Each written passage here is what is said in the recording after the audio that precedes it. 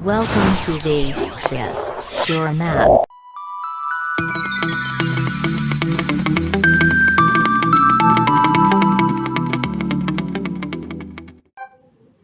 Hi friends, today we are going to factorize a quadratic expression.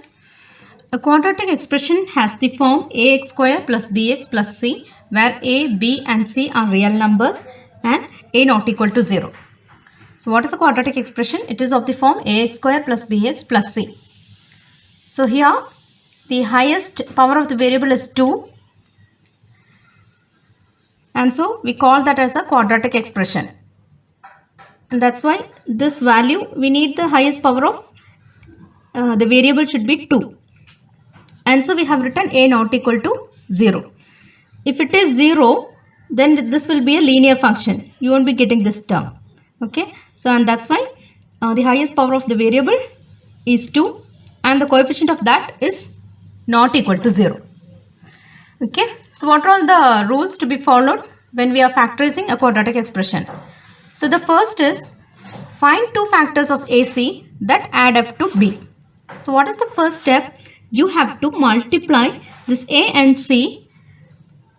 So you will be getting some factors, and that factors, when you add or subtract that factors, you have to get B. So you will understand more clearly when we are solving the problem. So what is the second step? Rewrite the B term as a sum of these two factors.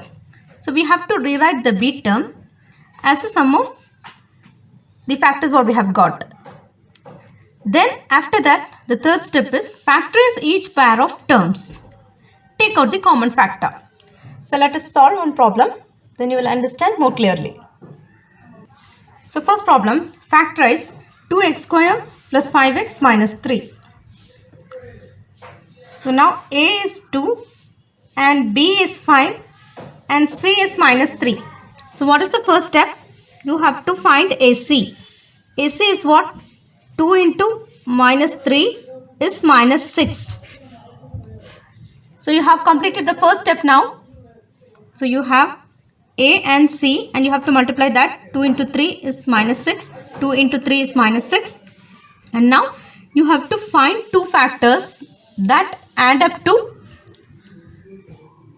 B. Okay. So let's see what are all the factors. So what are the factors of 6? First write that. 1 into 6. Okay. And 2 3s are 6. Okay. Then, yes, that's all. So now just see. So now what we have to do is, we have to check whether when we are adding those two values, we are getting the value B.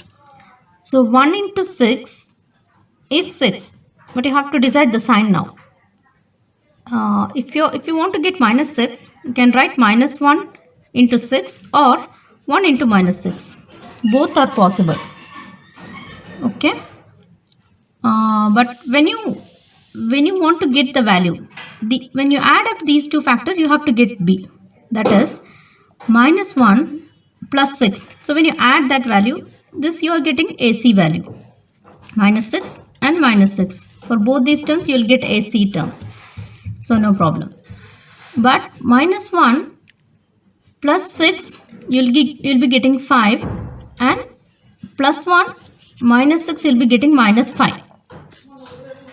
So if you get minus 5, you won't be getting B value. But if you get plus 5, for this value, you'll be getting plus 5 because the factors should add up to B.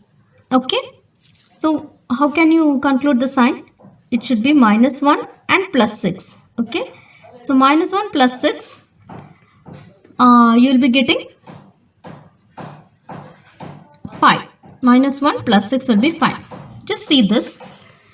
2 and 3. So 2 and 3 value, 2 3s are 6. So if you put minus 2 here, you will be getting minus 2 into 3 is minus 6. If you put minus 3 here, you will be getting the same, minus 6. But if you put minus 2 here, when you add up this, minus 2 plus 3 will be 1 or Plus 2 minus 3 will be minus 1. You won't get phi value here. You won't get a b value here. Okay. So you cannot take this 2 and 3 as factors. Only minus 1 and 6 as factors, so that your condition is satisfied. When you multiply this minus 1 into 6, you are getting AC value. And when you add these two values, you have to get the value of B. Minus 1 plus 6, you are getting B value. Okay. So I am taking minus 1 and 6 as the factors for this. So now let me write the first step, 2x square. First step is over. Now let me write the second step, 2x minus 3. So this can be written as, so now 5x can be written as minus 1x and 6x plus 6x. Then only you will be getting 5x. That is minus 1 plus 6, 5x. So this I can write it as 5x can be written as minus 1x plus 6x. Okay. Then minus 3. Now, so let me recall the steps first. So find two factors of AC that add up to B. So we have completed the first rule. What is the second? Rewrite B as a term of sum of these two factors. Now we have written that B as a sum of these two factors. Okay. What is the third? Factorize each pair of terms. And then what is the fourth? Take out the common factor. Okay. So now how to factorize? So I am collecting these two terms. So from these two terms I am writing x outside because both the terms have x. So the remaining is 2x minus 1. So here 2x, this x is already taken outside, and in the next term minus 1, x is already taken outside. Plus from these two terms we have a common value 3. So 3 I am taking outside. So remaining 2x. Then if you multiply 3 into 2 is 6x minus 1.